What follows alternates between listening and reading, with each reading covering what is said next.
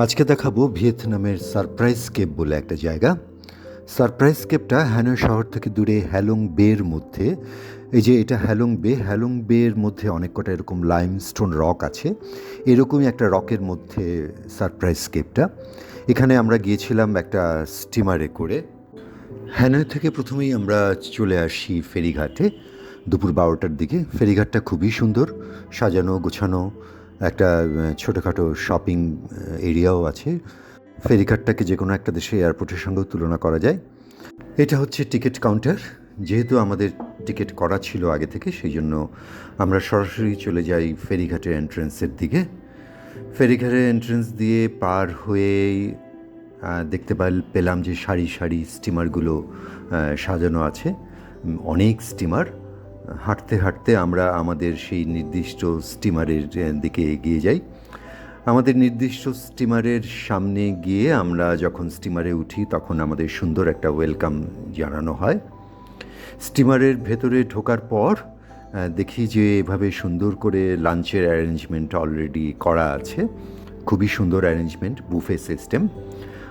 আমরা স্টিমারে ওঠার কিছুক্ষণ পরেই স্টিমার ছেড়ে দেয় এবং লাঞ্চ করতে করতেই এভাবে আমরা বাইরের দৃশ্য দেখতে দেখতে হ্যালং বের মধ্যে দিয়ে এগিয়ে যেতে থাকি সেই সারপ্রাইজ কেপ যে রকটা আছে সেই রকের দিকে।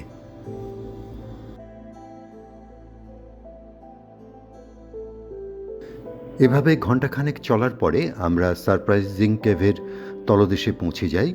তারপর এটা সিঁড়ি দিয়ে উঠে কেভের প্রবেশদ্বারে যেতে হয়েছিল।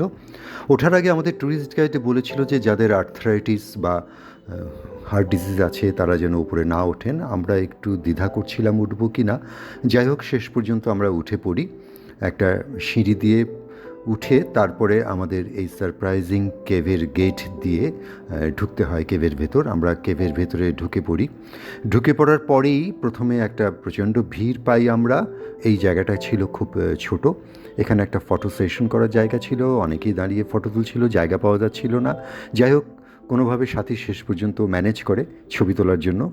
তারপর আমরা খুব বেশি দেরি করি না, এখান থেকে আমরা নেক্সট কুঠুরিতে চলে যাই। সেটা একটা খুব ন্যারো একটা স্পেসের মধ্যে দিয়ে যেতে হয়েছিল।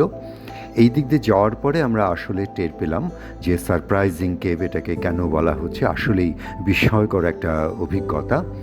এইখানে জনশ্রুতি আছে যে প্রথম যিনি এই কেপটা আবিষ্কার করেছিলেন একজন ফ্রেঞ্চ পর্যটক, সম্ভবত 1901 সালে।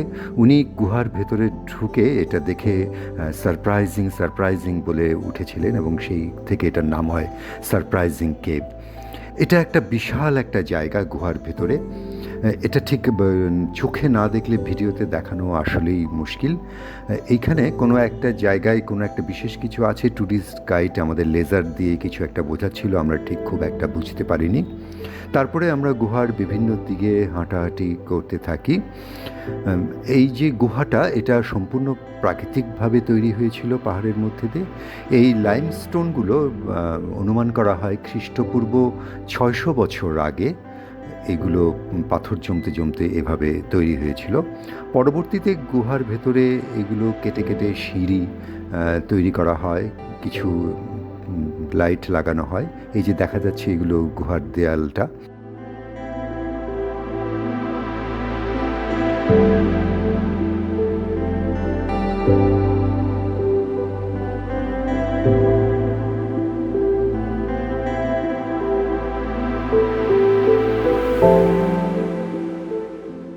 যাই হোক, এইভাবে আমরা হাঁটাহাঁটি করে গুহার ভেতর থেকে অবশেষে বেরিয়ে আসি।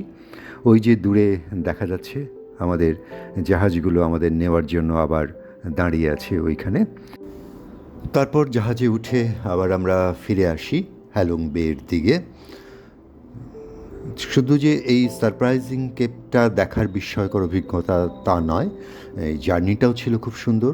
আর এই জার্নিতে আমাদের সারপ্রাইজিং কেপ ছাড়াও আরও দু একটা স্পটে নিয়ে গিয়েছিল। তার মধ্যে একটা ছিল টিটপ আইল্যান্ড। টিটপ আইল্যান্ডে একটা অভিজ্ঞতা শেয়ার করতে চাই।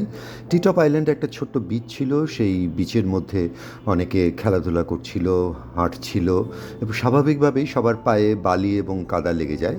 কিন্তু আমাদের জাহাজের ফ্লোরগুলো এত সুন্দর কার্পেট পাতা ছিল যে ওই বালি নিয়ে যদি কেউ জাহাজে ওঠে তাহলে জাহাজের ফ্লোরটা নষ্ট হয়ে যাবে।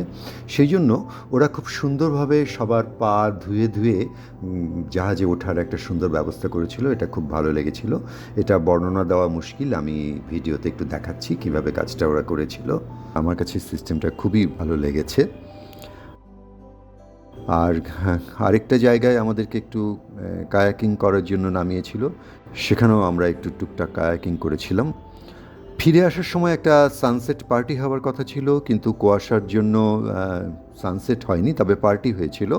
পার্টিতে আমাদেরকে হালকা স্ন্যাক্স, ওয়াইন এগুলো সার্ভ করা হয়, আর একটু নাচ গানের ব্যবস্থাও ছিল।